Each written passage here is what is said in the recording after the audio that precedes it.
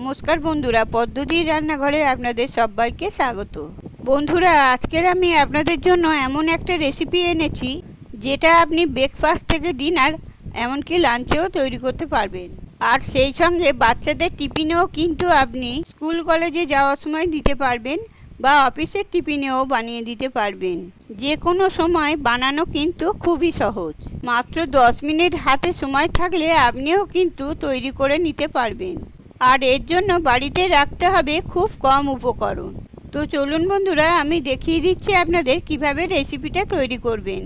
প্রথমেই গ্যাসে কড়া বসিয়ে তাতে দিয়ে দিচ্ছি ছোট বাটির 1 বাটি ডালিয়া। ডালিয়াটাকে হালকা রোস্ট করে নিতে হবে।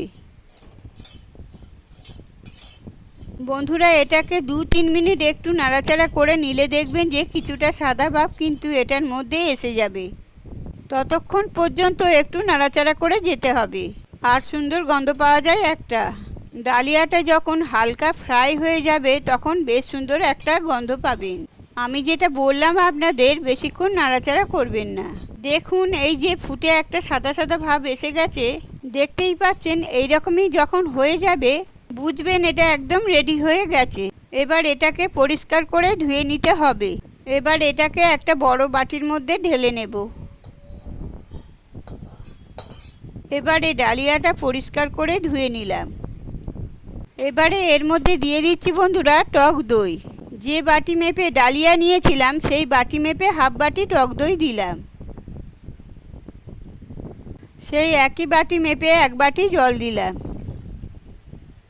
এবারে এটাকে একটু মিশিয়ে দেব।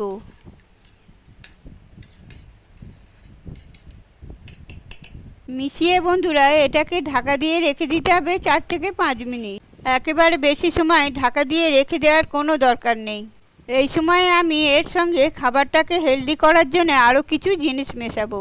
তার জন্য গ্যাসে একটা কড়া বসিয়েছি। কড়াইতে দিয়ে দিচ্ছি 2 টেবিল চামচ সাদা তেল। তেলটা গরম হয়ে গেলে এবারে এখানে দিয়ে দিচ্ছি হাফ চা চামচ সাদা জিরে। আর দিয়ে দিচ্ছি কয়েক দানা সাদা সর্ষে।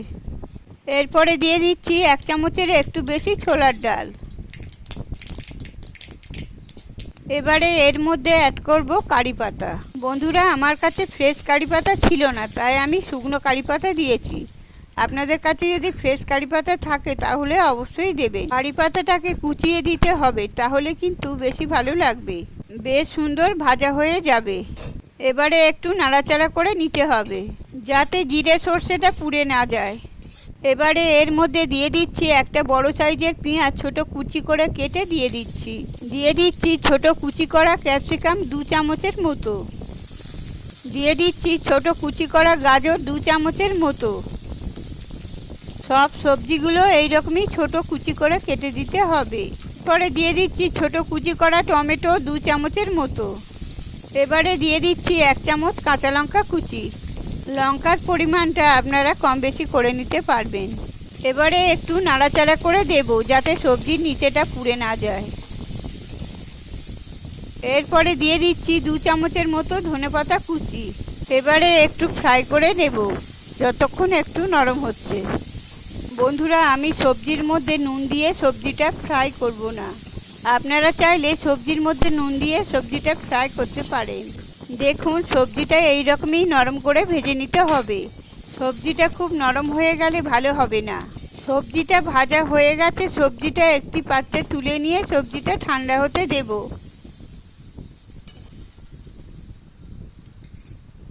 এবারে ডালিয়া যেটা ভিজিয়ে রেখেছিলাম বন্ধুরা, সেটাকে বের করে ঢাকাটা খুলে আপনাদের দেখাচ্ছি।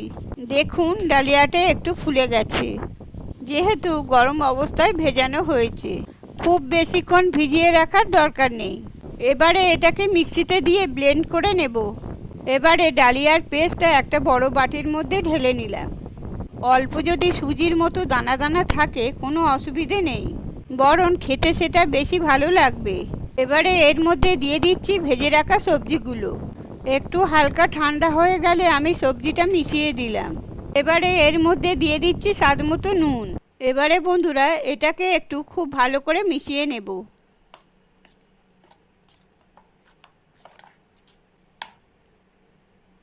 সবজির সাথে ব্যাটারটা খুব ভালো করে মেশানো হয়ে গেছে। দেখুন ব্যাটারের ঘনত্বটা ঠিক এই রকমই হবে, এর থেকে পাতলা করলে কিন্তু হবে না। এবার এটাকে 2 মিনিট খুব ভালো করে ফেটিয়ে নিতে হবে।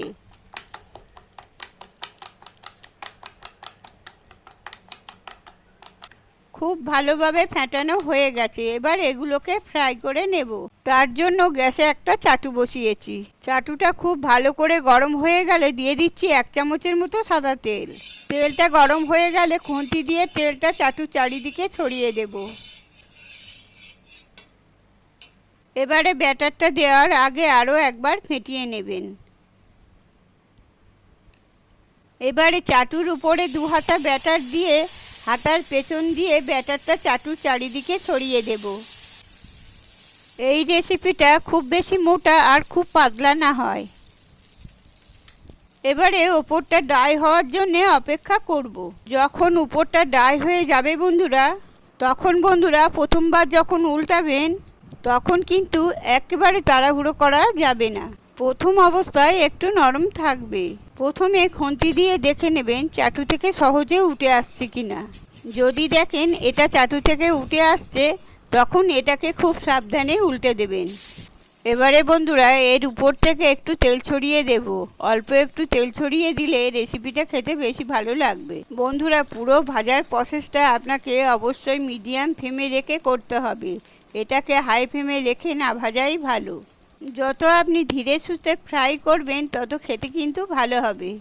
আর একটা কথা বন্ধুরা, এটাকে আপনাকে 2বার মতো দুদিক উল্টে পাল্টে ভেজে নিতে হবে, তাহলে রেসিপিটা তৈরি হয়ে যাবে।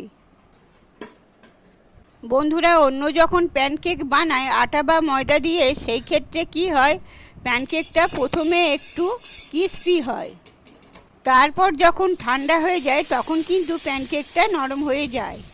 আর এই প্যানকেকটা কিন্তু একেবারেই উল্টো।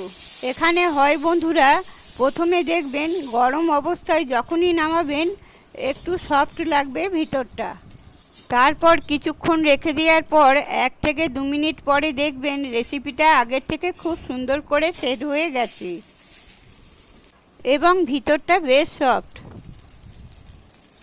বন্ধুরা ছোট বাটির 1 বাটি ডালিয়া আর ওই একই বাটির হাফ বাটি টক দই দিয়ে মোট 6টা প্যানকেক তৈরি হলো।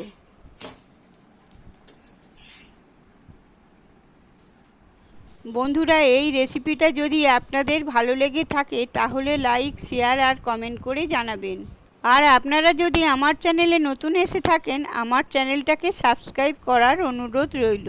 আর পাশে থাকা বেল আইকনটা প্রেস করবেন যাতে নতুন নতুন রেসিপি সবার আগে আপনাদের কাছে পৌঁছে যায়। ভালো থাকবেন, সুস্থ থাকবেন, ধন্যবাদ।